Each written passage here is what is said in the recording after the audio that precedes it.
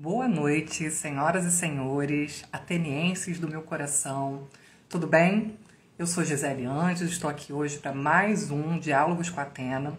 Só lembrando quem sou eu sou Gisele Anjos, sou orientadora parental, psicopedagoga de adultos e anfitriã desse programa que está indo ao ar todas as terças-feiras. O que é o Diálogos com a Atena? Eu gosto sempre de relembrar no comecinho. O Diálogos com a Atena é o nosso programa que tem o objetivo de trazer conteúdo educativo, reflexões para todos sobre diversos assuntos. O nosso lema por aqui é ter conversas interessantes sobre temas relevantes. E lembrando que a nossa estrutura começa com uma entrevista de 18 minutos, tempo que a gente tirou de inspiração dos TED Talks e baseado nos estudos científicos sobre a atenção que indicam que esse é o tempo ideal que o cérebro humano retém a atenção com qualidade. Lembrando que no finalzinho a gente vai ter no finalzinho, depois da entrevista, a gente tem um quadro para lembrar e sentir, em que o nosso entrevistado é desafiado a nos deixar uma história que faça a gente aprender com emoção, tá bom? Dito isso, hoje nós temos aqui como tema a abordagem da Gestalt terapia e para isso a gente convidou a Berta para que ela pudesse estar conosco. Eu vou aceitar a Berta aqui, ela já está aqui. Tem demorado.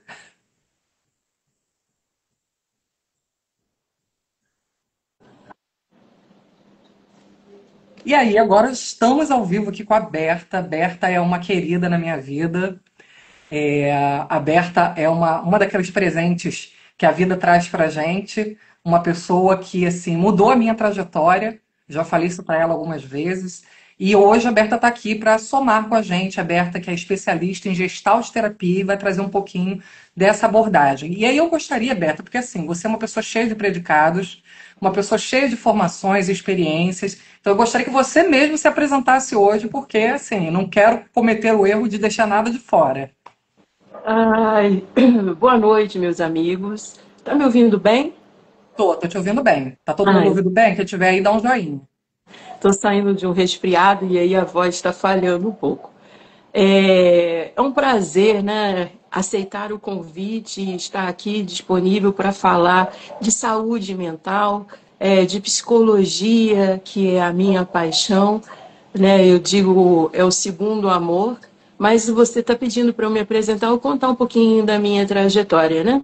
É, Começando por onde? Eu sou uma mulher preta, né? Uma pessoa que, na sua história de vida, nasci no interior, precisei sempre caminhar em busca das minhas realizações, né? Com o suporte da família. Então, eu venho do interior com 18 anos para Niterói, faço a minha primeira graduação em enfermagem, onde eu aprendi muito, principalmente no ambiente hospitalar de CTI, a relação com o paciente, a relação da doença, a busca pela cura. E ali, nesse meu processo de trabalho, eu busquei mais conhecimento, investimento no aspecto psicológico, por entender que o corpo refletia muito do que a mente carregava.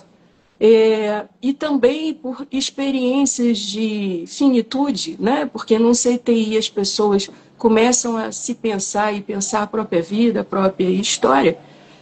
Chegava um momento do meu diálogo que eu não conseguia avançar e eu falei, eu preciso me instrumentalizar mais para ajudar a esses meus pacientes.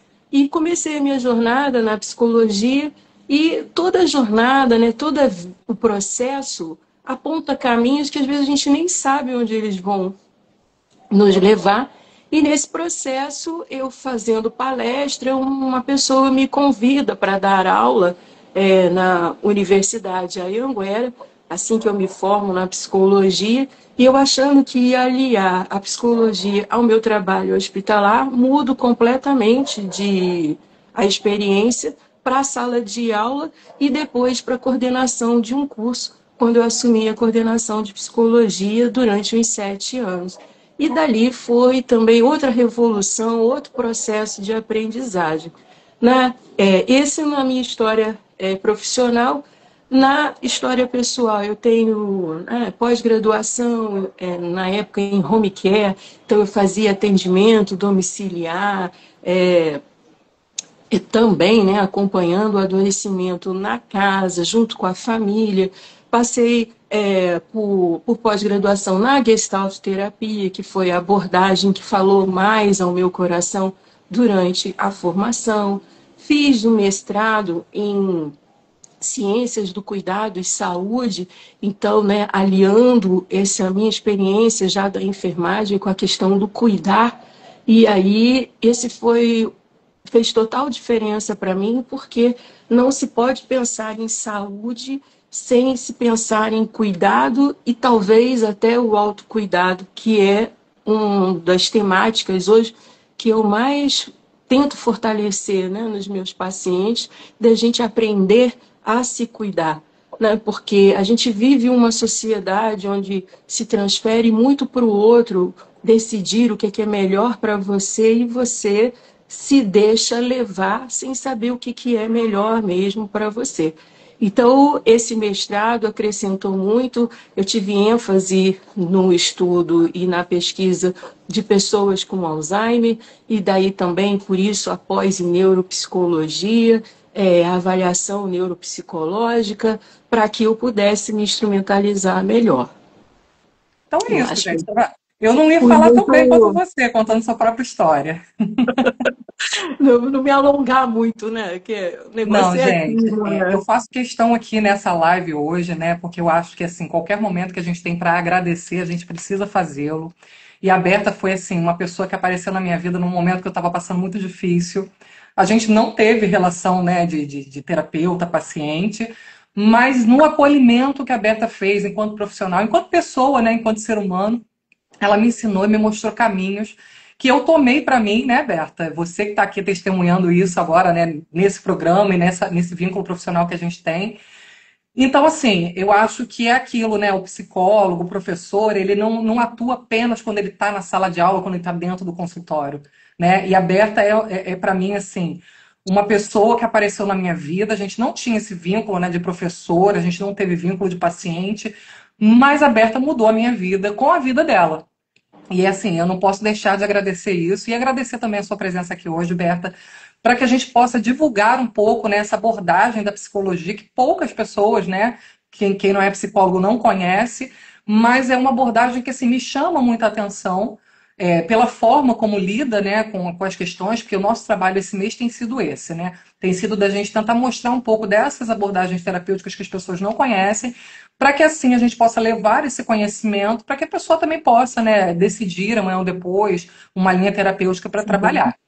Então, te agradeço muito, assim, de vida, Berta, e te agradeço pela presença aqui hoje, né? E aí é aquilo, né, Berta? A gente às vezes não tem uma audiência muito grande aqui no ao vivo, mas a gente grava e todos os episódios da gente estão indo para o YouTube. Então, quem não assistir aqui tem a chance depois de assistir para o YouTube. Tá pronta para a gente começar, então? Bora, então já Então, começamos.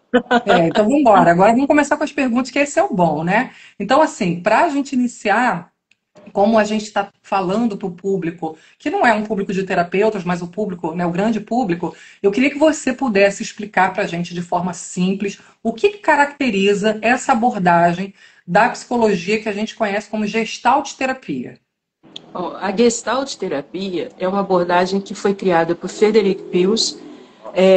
Ele era um psicanalista e se torna dissidente. E por isso ele cria uma metodologia, uma forma de trabalhar onde a gente busca ampliar a nossa consciência, ampliar a nossa percepção acerca de nós, né, da nossa própria história e do ambiente que a gente se relaciona. Então, a gente fala que a gestalterapia é a terapia do contato. E contato não é o contatinho, né, gente, que a gente conhece, né? Não é dessa forma de você ter contato com alguém, mas é uma função psicológica onde a gente se dá conta de alguns processos.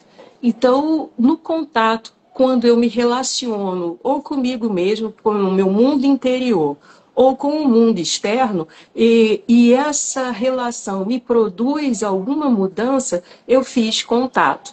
Então, assim, para dar um exemplo, a gente está aqui na live, Eu, por exemplo, posso agora perceber que a minha voz está tremida, né? E por quê? Emocional, né? A gente está sob o olhar, sobre a avaliação dos outros, então essa voz tremida se manifesta. Quando eu tomei consciência disso, eu fiz contato. E aí, olha só, modificou o tom da minha voz? No contato eu já começo a mudar, porque eu me dei conta de que estava alterando aqui a minha forma de falar. Então, a gente, no processo com a gestalterapia, vai melhorar a nossa percepção, porque a gente capta a experiência, né, vivida, se dá através dos nossos sentidos.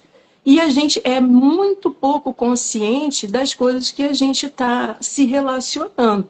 Então, a partir do momento que eu jogo luz, que eu olho para esse fenômeno, que eu presto a minha atenção, que eu direciono a minha atenção, eu começo a perceber as alterações, as dificuldades ou as potências que eu carrego.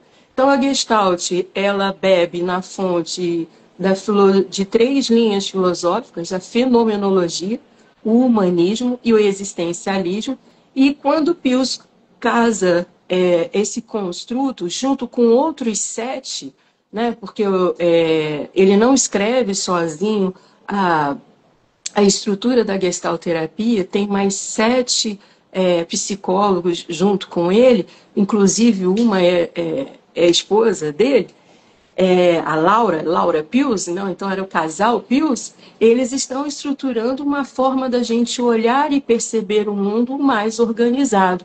Né? Porque Gestalt do alemão quer dizer boa forma. A gente está sempre procurando dar a melhor forma às experiências que a gente tem. E aí, com base no existencialismo, ele vai dizer assim, né? Quanto mais consciente, quanto mais eu me aproprio da minha história e da minha relação com o mundo, melhor eu faço escolhas. Melhor é a minha existência. Então, a gente vai percebendo que a humanidade hoje vive de uma forma muito acelerada, ou descompassada, ou está com muito foco no passado, né, olhando muito para como a coisa foi, ou está ansiosa pelo presente, mas muito pouco pelo futuro, mas muito pouco aqui no presente, né, no aqui e agora, que é o que a gente trabalha no consultório, né? Mas o que você se dá conta? O que você percebe no seu aqui e agora? O que é possível fazer agora? Não que a gente não queira saber, não dê importância para o passado ou não dê atenção para o futuro, mas esse futuro é construído do seu posicionamento, da sua autorregulação que acontece no presente. Então a gente procura, a partir desse presente, ir modificando, entrando em contato com as nossas necessidades para ir em busca dos ajustes, né, necessários. Ah, sim, assim, eu acho interessante isso, Berta, né? Essa questão do olhar para o presente, porque realmente, né, às vezes a gente fica muito preso a estar olhando para aquele passado, aquelas coisas ruins que aconteceram, que às vezes até justificam, né, o nosso comportamento no presente. A gente também fica nessa ansiedade muito grande, né, olhando para frente, eu quero um futuro assim, eu quero fazer tal coisa, mas a gente esquece de agir no momento, de perceber as coisas que estão no nosso presente mesmo. E eu vejo muito isso, né, a vida moderna da gente agora tem trazido muito esse problema. Esses dias, por exemplo, vou até exemplificar isso, né? Uma situação que eu fiquei muito estupefata. Eu estava na academia, né, fazendo musculação, que é uma coisa que, assim, vou confessar que eu amo, para não dizer o contrário. Eu vou porque eu sou obrigada, né? Quem me conhece sabe que eu posto lá a foto falando assim, a minha cara de feliz chegando. Mas enfim. E aí eu tava um dia desses, né, lá no meu momento sofrível, e tinha um rapaz que estava, né, praticando exercício, e ele estava o tempo todo com o celular, né, andando e provavelmente estava assistindo alguma série, porque de vez em quando ele ria, estava com fone de ouvido. E aí eu fiquei pensando, falei, gente, provavelmente a ansiedade dele, né, de acompanhar o episódio que ele estava, né, que é uma coisa que estava no futuro, não estava impedindo ele de estar no presente realmente dentro da academia. Então, por vezes, eu vi ele dentro da academia, com a atenção dele voltada, né, para aquela outra coisa que poderia estar no futuro, já que ele estava dentro de uma academia, e assim, absolutamente nenhuma atenção àquilo que ele estava fazendo. E acho que até o celular, né, Berta? Você que pode dizer melhor ainda, acho que o celular, esse advento da gente ter o celular o tempo todo ao nosso lado, acho que isso prejudica muito a gente olhar o nosso presente. Porque quantas vezes, né, eu, enquanto orientadora, ouço às vezes as crianças falando dos pais, né? Ah, mas meu pai e minha mãe tá comigo, mas fica no celular o tempo todo. Ou seja, a pessoa está pensando, né, ou num problema passado que está ali resolvendo ainda, ou numa questão futura, mas às vezes não vivencia ali com o filho, ou com qualquer outra pessoa que seja, o momento presente. E eu acho que essa tecnologia acaba prejudicando muito, né? Então eu acho bacana, porque assim, isso que você está trazendo, né? A gestalt terapia, ela promove que a gente tenha esse olhar para o agora, né? Olhando o passado com, né, vistas para o aprendizado, né? Porque o que é passado já foi, não adianta a gente se debruçar sobre ele, a não ser que seja para aprender. E o futuro ainda vai vir, né? A gente pode planejar agora no presente, pode experienciar. Então, eu acho isso muito bacana. E aí, nesse caso, Berta, fala, pode falar. Não, é isso mesmo, né? Nós somos herdeiros do nosso passado.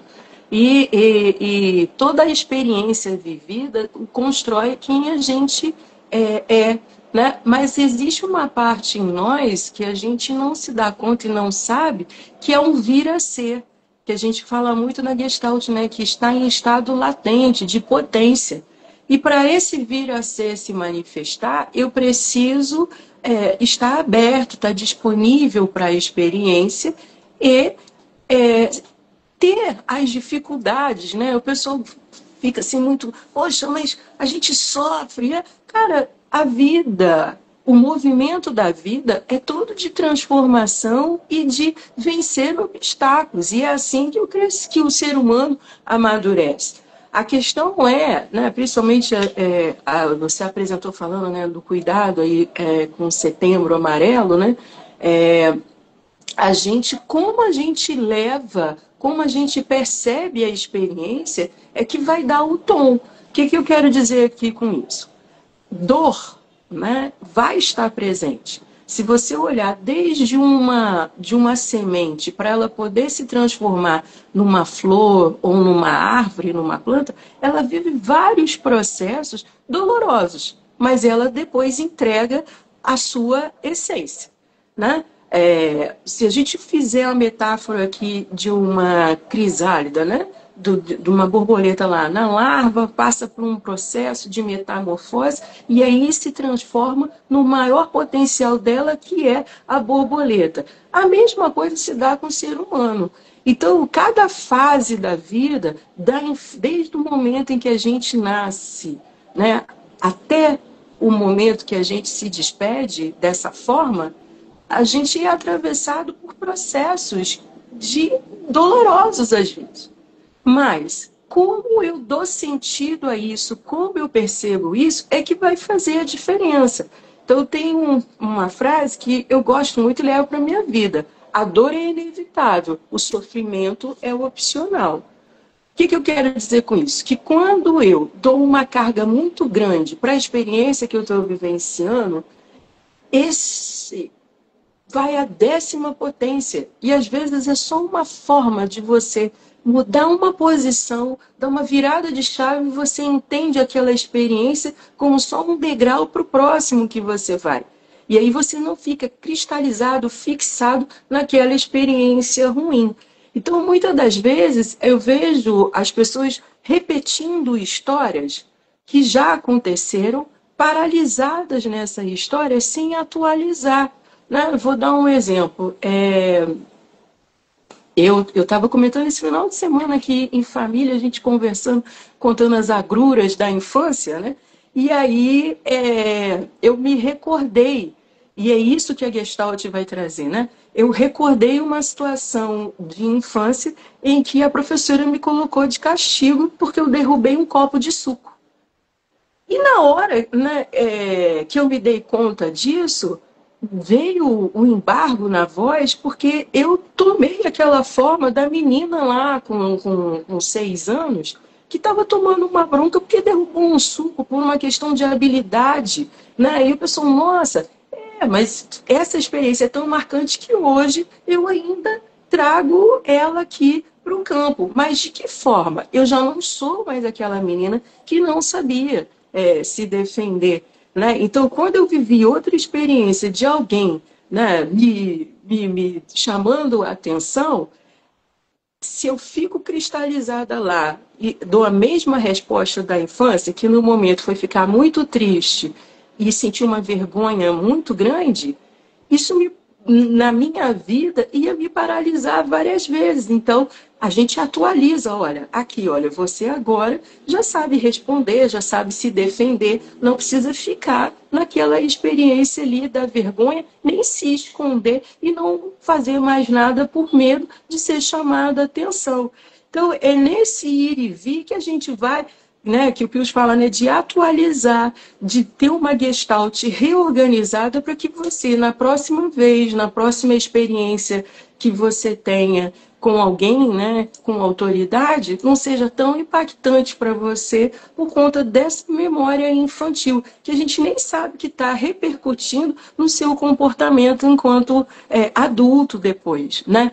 Então, esse atualizar, esse entender que cada experiência está te agregando e permitindo que a tua potência, que a tua melhor forma possa vir a se manifestar, faz toda a diferença quando a gente está passando pelas nossas provações, né? E que são muitas.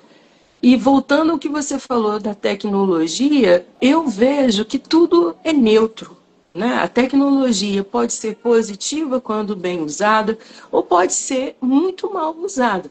Mas quem está fazendo o uso é que precisa tomar consciência, né?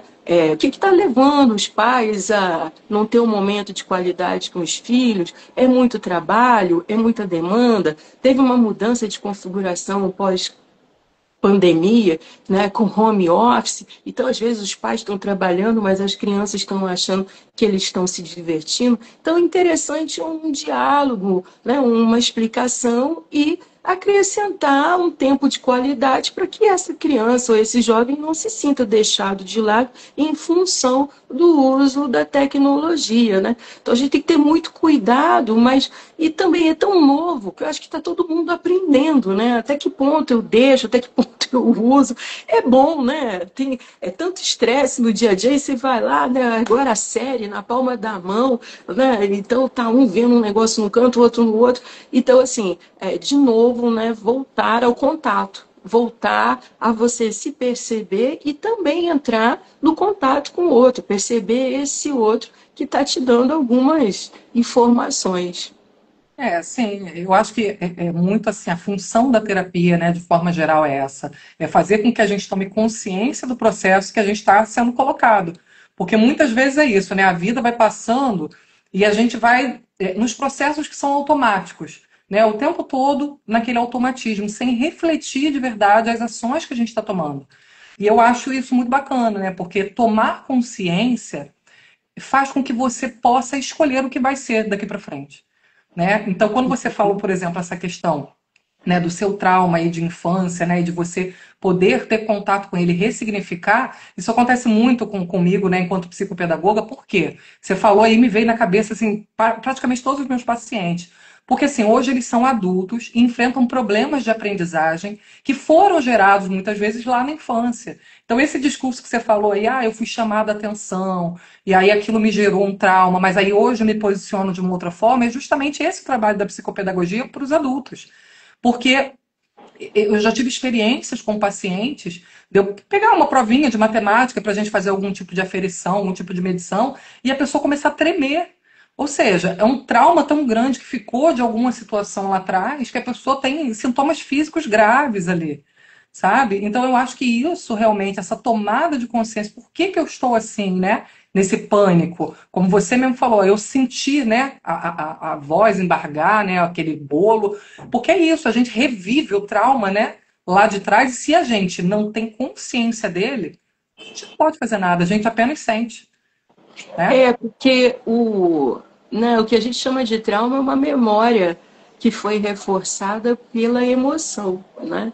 Então, ela está muito bem capsulada, lá, vamos dizer assim, né? Muito bem registrado, e na hora que isso emerge, é importante sentir, né?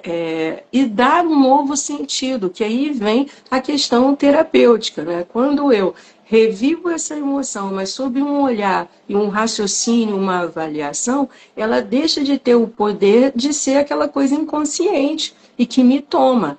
Então, aí, agora, isso aconteceu, faz parte da minha história, mas eu decido o que, que eu quero fazer com isso de agora em diante. Eu não vou ficar mais refém, né? E quando a gente faz essa atualização, o nosso cérebro reorganiza todo o sistema, né? Porque normalmente a gente cria vias de respostas muito rápidas e no automatismo você já vai disparar um comportamento que já está sendo reforçado durante muito tempo.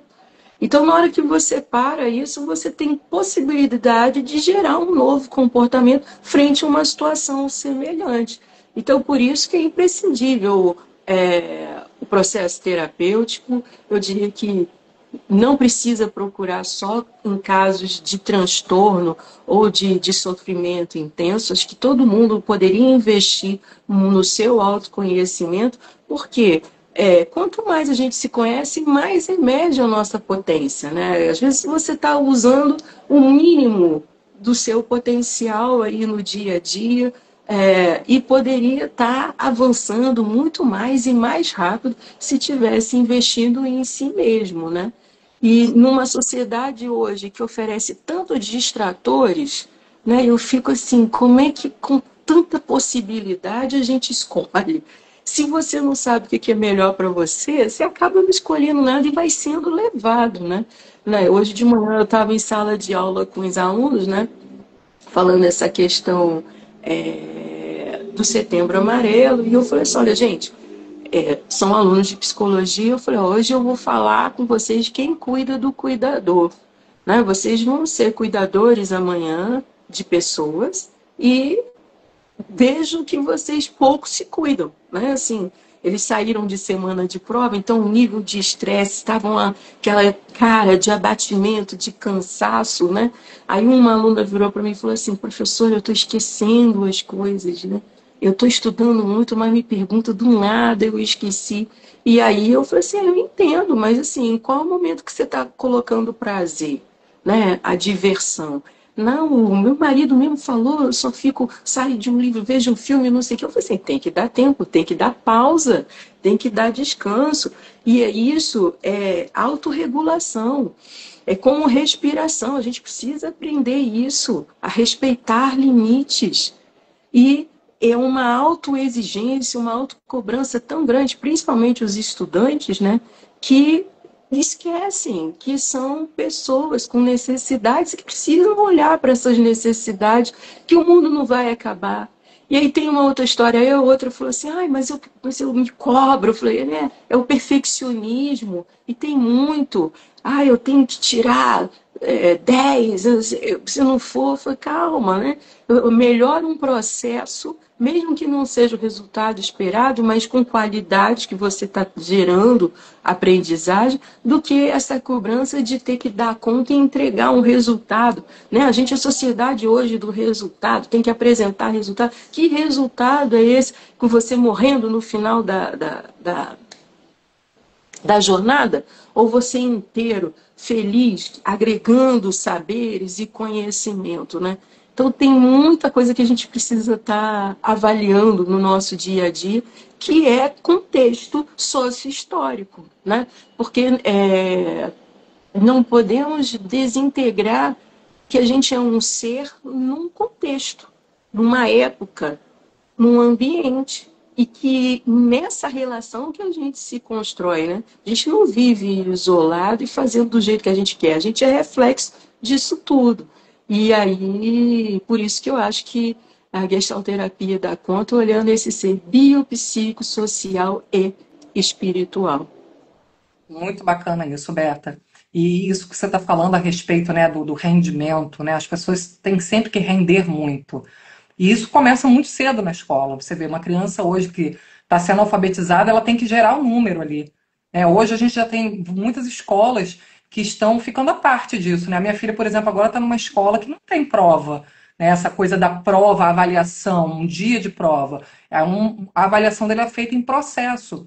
Eu acho bacana, né, quando as escolas começam a se colocar dessa forma. Olha, a gente avalia aqui, a gente faz um relatório do aluno, sabe? Não transforma aquela pessoa num número, porque acontece o que você falou. A pessoa chega lá na faculdade, ela tem que tirar o 10, porque ela não se conforma de tirar o 5, sabe? Que é a média que ela já passaria. As pessoas, elas estão no processo de aprendizagem, principalmente, tendo que render, ser o primeiro lugar, o segundo, ser aprovado, e esquecem o objetivo real de estar no banco de aprendiz, que é você aprender de verdade, não é você gerar um número.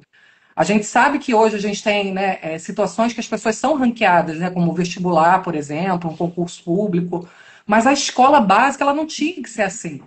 Porque eu acho que isso realmente traz muitos traumas, né, no aprendizado das pessoas. E a gente vai carregando isso para a vida profissional, a gente carrega isso para a nossa vida afetiva dentro de casa, né? A gente casa com alguém e a gente quer ser aquela pessoa perfeita para o outro. A gente não aceita as nossas imperfeições, não aceita as imperfeições do outro.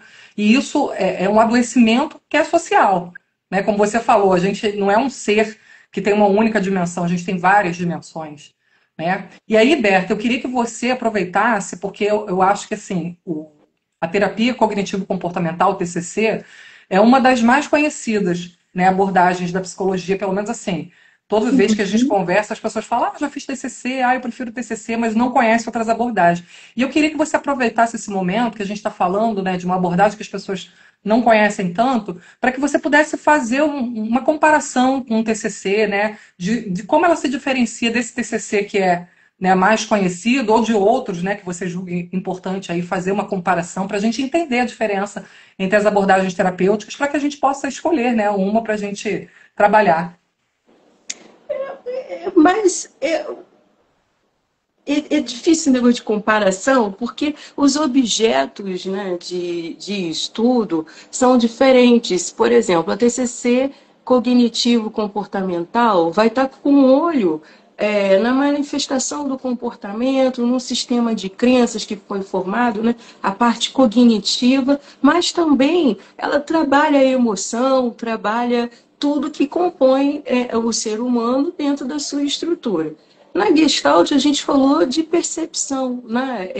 A gente vai beber na psicologia da Gestalt, que traz as leis da percepção. Então, para a nossa autorregulação, para o nosso ajuste, essa percepção, né? Como eu capto o mundo, né? Como eu disse, pelos meus sentidos, e o sentido que eu dou para essa experiência que eu estou captando. Então, são objetos diferentes, mas todos querem levar você aqui ao autoconhecimento,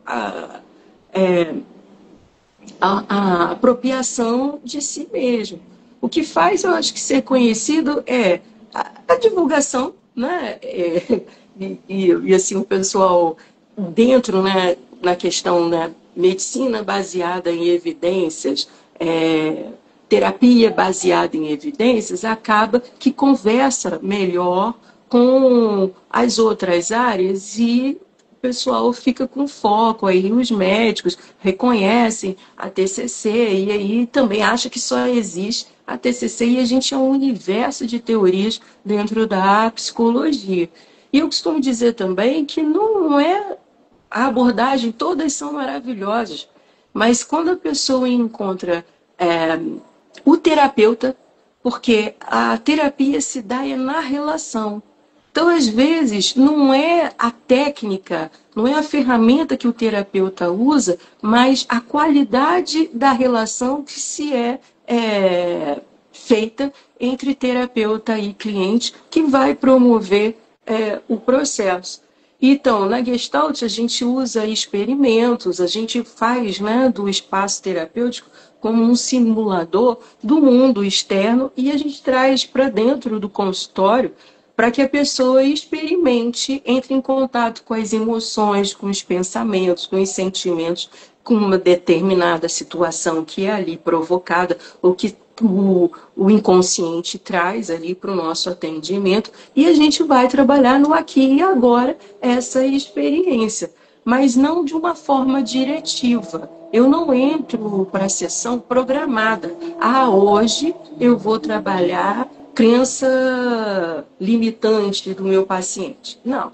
Ele que vai me dar a condução de qual é a necessidade dele, porque a gente entende uma dinâmica de figura e fundo. Figura, na Gestalt, a gente chama que é aquilo que está chamando mais atenção, né? Como num quadro. Você tem um quadro, ele tem vários elementos, mas a sua atenção se fixa num ponto, numa parte do quadro. Então, aquela que você está com a atenção direcionada é a figura, e tudo que está por trás é o fundo.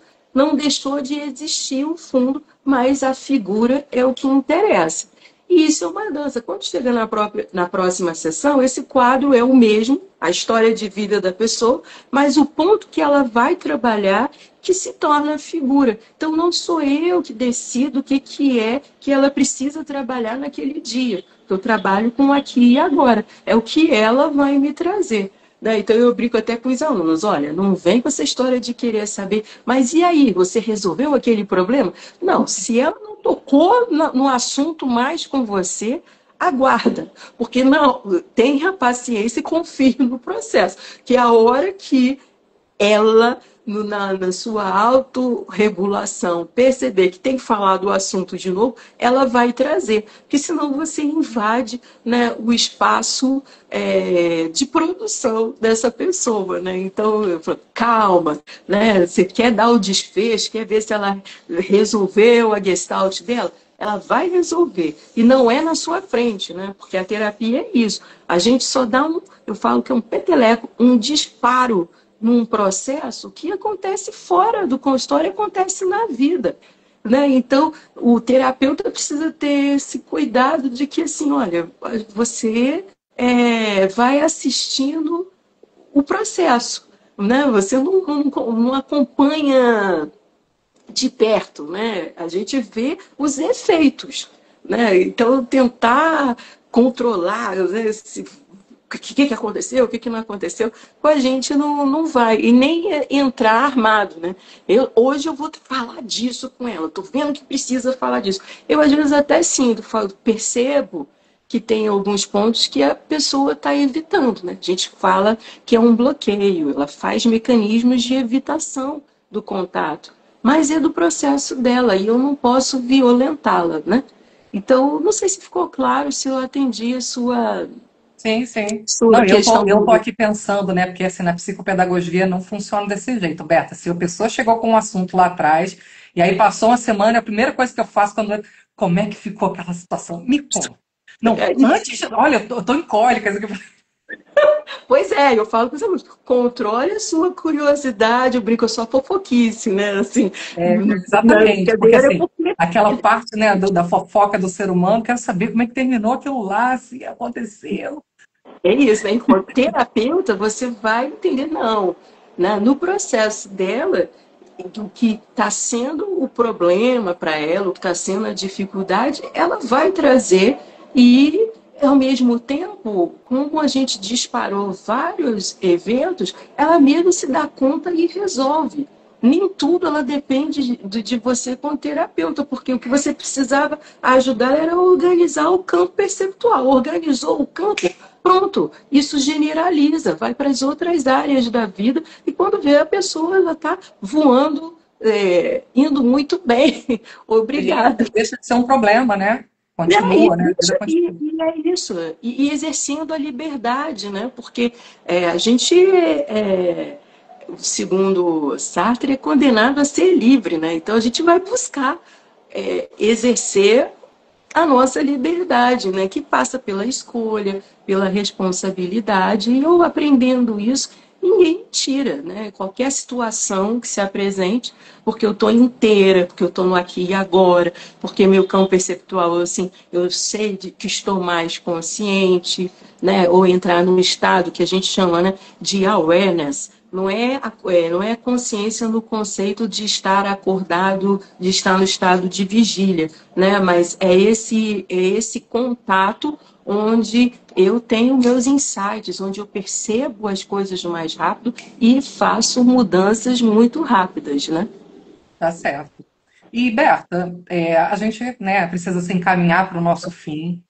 E antes da gente chegar, né, no nosso Para Lembrar e Sentir, que eu queria que você compartilhasse uma história com a gente, eu queria muito que você dissesse assim, qual é a contribuição que a Gestalt terapia pode trazer para essa questão da prevenção ao suicídio, uma vez que a gente está no Setembro Amarelo, né, estamos encerrando hoje o mês de setembro, mas é importante a gente falar disso o ano todo. E aí eu queria que você pudesse trazer para a gente justamente isso, né? Como que esta abordagem contribui para a prevenção ao suicídio? Olha, o que eu falei para você, né? A gente dá um sentido para as experiências muito negativo, né? Então, quando eu percebo que a minha vida está sendo uma sucessão de escolhas, né? E se eu faço essas escolhas mais conscientes, o meu estado, né, de satisfação pode melhorar. Quando eu estou nos meus automatismos, não muito, né, me apropriado da minha história, né, eu fico à mercê dos eventos. E normalmente isso me causa um intenso sofrimento, né? Então, e aí algumas pessoas, né, têm, aí a gente pode ver questões psicológicas, mas é uma questão biopsicossocial. Nosso olhar é integral para o homem, né? Como ele se constrói, como a vida dele é percebida.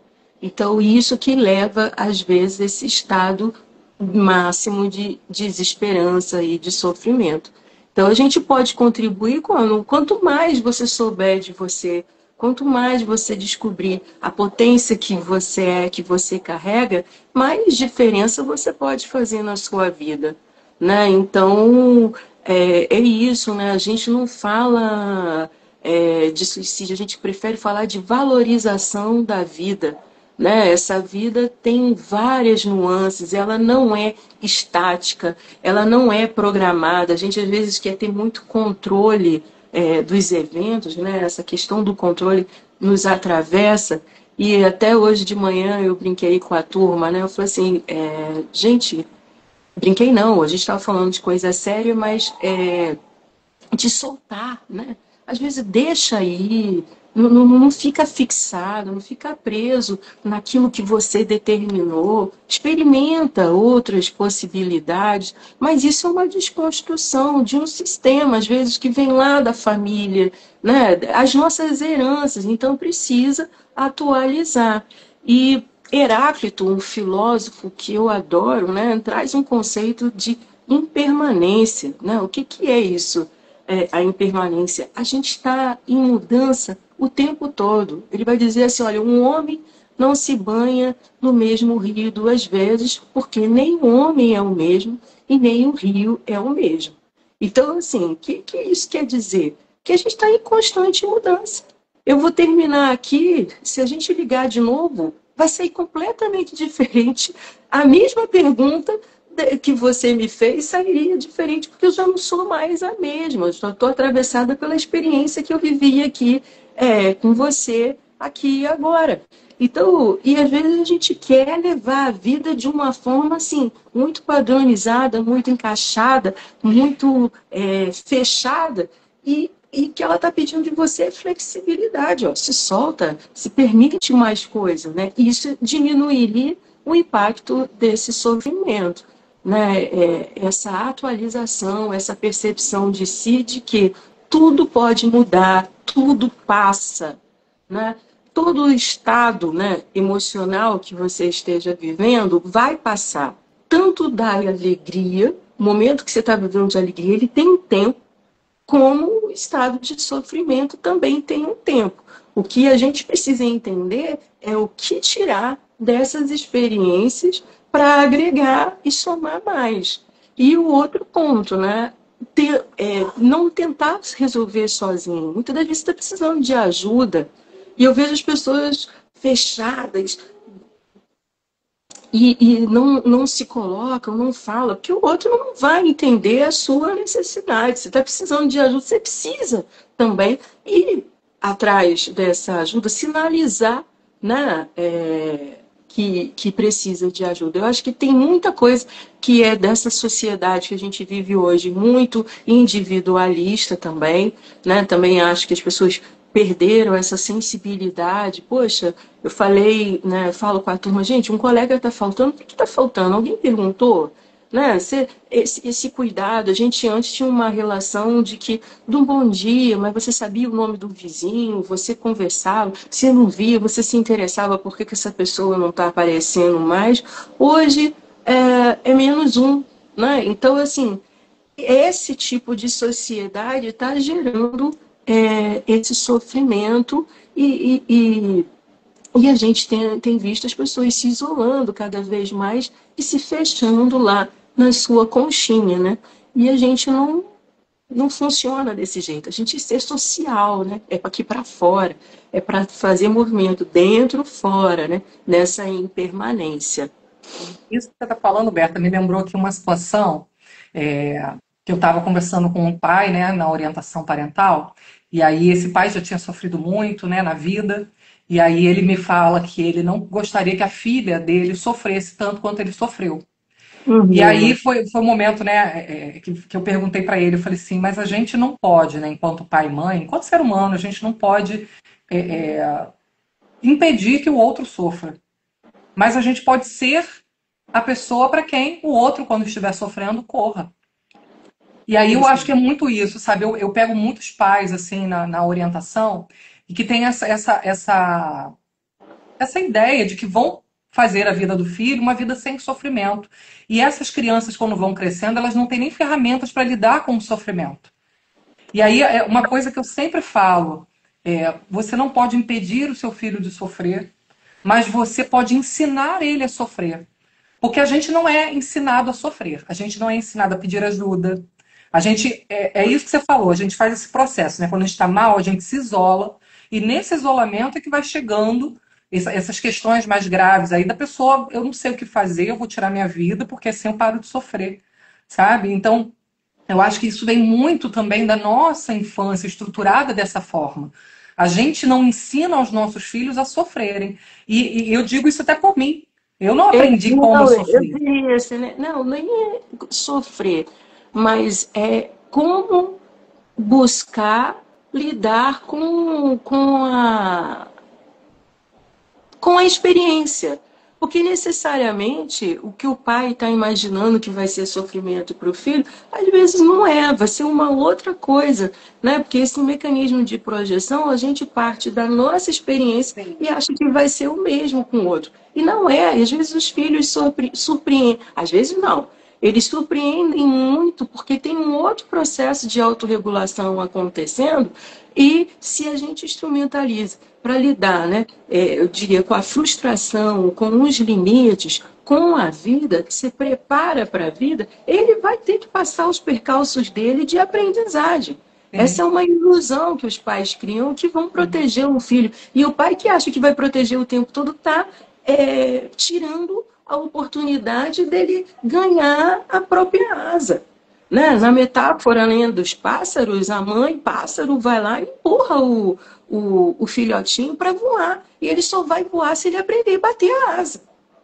Sim. Então, assim, essa ilusão, vou dar tudo, vou fazer tudo possível, às vezes você precisa frustrar, não dar tudo, para que ele desenvolva a capacidade de ir atrás, de correr atrás dos sonhos. Porque você não fez isso, por que você vai tirar essa oportunidade do teu filho, da tua filha? Né? Então, assim, mediar, né? Nem sempre. Como é que se ganha estrutura, aprendizagem? Vivendo. Não adianta eu contar para você, olha, Gisele, se você colocar uma água ferver, você pode até pôr, te ensinar a fazer um bolo, né? Você põe aí 3 ovos, eu te dou a receita. Você faz, o seu sola, o seu fica muito doce. Quanto que você vai chegar no bolo perfeito, no seu bolo perfeito? No treinamento. E quantas vezes você fizer. Né? Por mais que você tenha a receita da tua avó maravilhosa, tenha visto ela fazer, mas ninguém tira a experiência Sim, vivida de cada um de nós. E aí é frustração, né, na hora que a gente sola o primeiro bolo. Nossa exatamente. Senhora, esse material todo que eu gastei. Né? E assim, a gente sola na vida vários bolos, né? É, para se tornar a sua melhor versão. Né? Então, é um tornar-se, né? É um vir a ser, que a gente fala muito na Gestalt. E esse vir a ser é uma sucessão de experiências, e quanto mais eu me dou conta, isso, Eliano, o caminho se faz caminhando, né? Quanto mais eu vivo, quanto mais eu experimento, mais eu vou me apossando de mim. Né? Então, tirar isso do outro, super proteção, é você fazer uma pessoa ficar com uma asa aí quebrada, né? E essa é a ilusão. A gente não pode poupar nada de ninguém, cada um vai viver o seu quinhão. Né? Eu também repito isso para mim, né? Porque a gente, como mãe, que é logo, não, com meu filho, não. É claro, a gente vai proteger, mas a gente vai entender o que meu filho precisa melhorar para enfrentar esse mundo. Porque eu não sou eterno. Sim. Não vou estar do lado dele o tempo todo. E mesmo quando eu posso defendê-lo, ele vai sofrer lá a primeira intervenção no momento vivido. Então, quanto mais capacitado, quanto mais inteligência emocional ele desenvolver, quanto mais habilidades ele desenvolver, ele vai responder melhor às situações, né? Responsabilidade, habilidade para responder. Então, né, quando eu consigo responder melhor, ok, ele se apropriou disso, vai saber se virar. Né? E eu não estou dando aí, dificultando a trajetória dele lá na frente, onde a vida vai vir e vai vir batendo. Né? Por mais que a gente poupe, ser humano no nosso contexto, na nossa vida hoje, é lidar com muitas diferenças. Então a gente precisa se capacitar para. É isso aí, Berta. E aí, Berta, eu queria que você pudesse trazer para a gente alguma história. E aí eu sempre falo, gente, pode ser uma história real, uma história fictícia, um caso. Queria que você encerrasse para a gente aqui, trazendo alguma história aí para o nosso quadro Para Lembrar e Sentir. Para lembrar e sentir. Eu vou trazer história real mesmo, né? Quando eu terminei o mestrado, aí ficaram, né, Berta, o que a gente vai, né? A minha dissertação foi muito bem avaliada, mas eles queriam algum produto, né? Eles falam produto, né? Para a sociedade. E aí a gente montou um grupo no Mequinho da UF com cuidadores de idosos com Alzheimer. E assim, né, a gente sabe que quando a gente tem uma doença crônica na família, isso sobrecarrega não só o paciente, mas todo o contexto, fora as questões financeiras, fora a quantidade de terapias, né, que o idoso precisa fazer para manter o seu funcionamento psicológico e tal.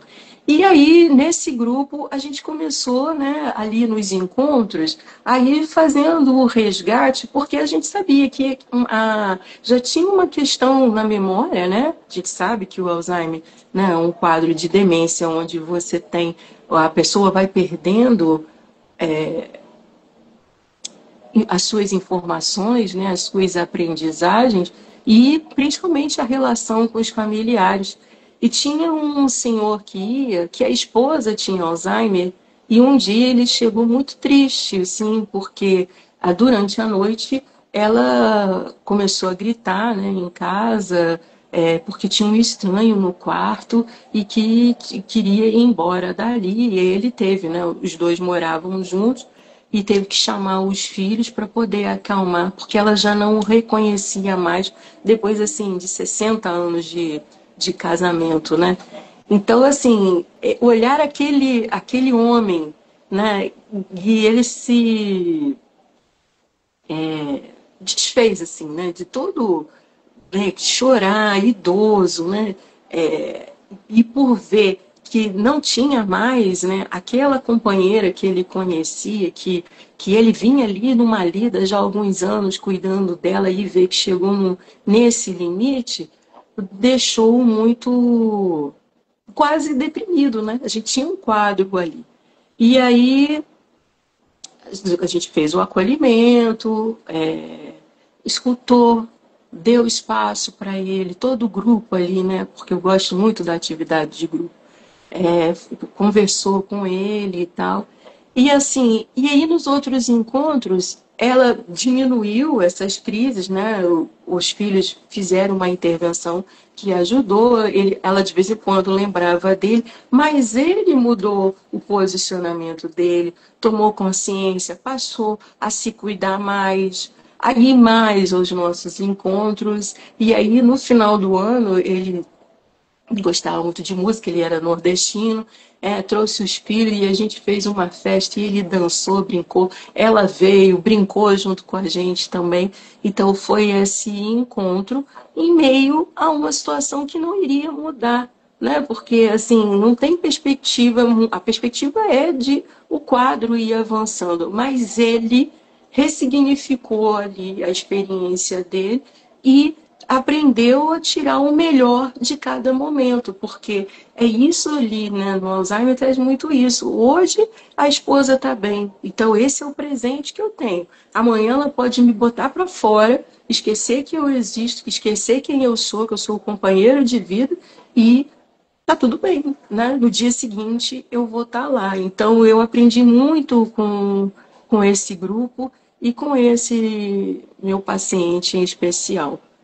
E nós também agora aprendemos com ele, né? Obrigada, Berta, por dividir isso com a gente. Obrigada pela sua participação hoje. Eu tenho uma gratidão muito grande por você e hoje também estou grata por você estar aqui novamente com a gente, tá? Ah, E já fica o convite aqui a hora que você quiser voltar também para a gente falar de outros temas. Fica à vontade, já está aqui feito o convite, tá bom?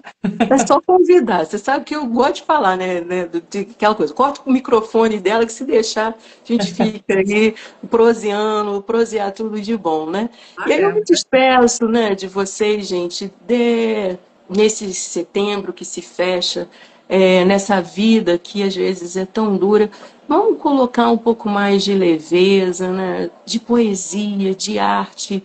Eu acho que as pessoas estão fixadas demais em, em dar resultados, em fazer, em fazer e fazer. E a gente precisa de pausa, né? Respiração, fôlego, contemplar mais a natureza, fala com a gente todo dia. A gente e diz, eu não tenho dinheiro. Não tem, então, mas o céu estrelado para você contemplar não custa. O mar, a gente mora numa cidade, né, aqui em Niterói, tem uma beleza de paisagem, né? As árvores, a nossa cidade é arborizada. Então, tira um momento para contemplar, para ficar quieto, para ficar em silêncio. Aprenda a se ouvir, tua voz interior quer falar com você. Né? Eu acho que a gente está precisando muito disso. Para desintoxicar de tanta informação, de tanta demanda. Né? E isso é o resgate da nossa saúde, da nossa conexão com a natureza que a gente é. A gente é a natureza e precisa resgatar essa natureza em nós. Né? Então eu queria deixar isso e reforçar. Tudo passa. Né? Eu vou fechar aqui com o meu querido Luiz Maurício, né, o famoso Lulu Santos, né, que fala, né, tudo muda o tempo todo no mundo, né? Então nada do que foi será de novo do jeito que já foi um dia. Tudo passa, tudo sempre passará. A vida vem em ondas como mar, num ir e vir infinito. Então a gente está nisso. A gente é esse fluir, é esse movimento, né? Então, meu beijo para vocês e que a gente se encontre em alguma live por aí. Berta, agradeço pelo tostão da sua voz também agora. Ah, Esse show que a gente teve aqui particular. Agradeço para quem ficou aqui na nossa audiência, né, imediata aqui, síncrona. Depois a gente vai ter lá no YouTube mais gente comentando. Agradeço muito a todos que ficaram, que estão elogiando, participando nos comentários. Muito obrigada para vocês. Muito obrigada, Berta. Uma boa noite a todos, gente. Tchau, tchau. Até a próxima tchau. terça-feira. Até. Tchau, tchau.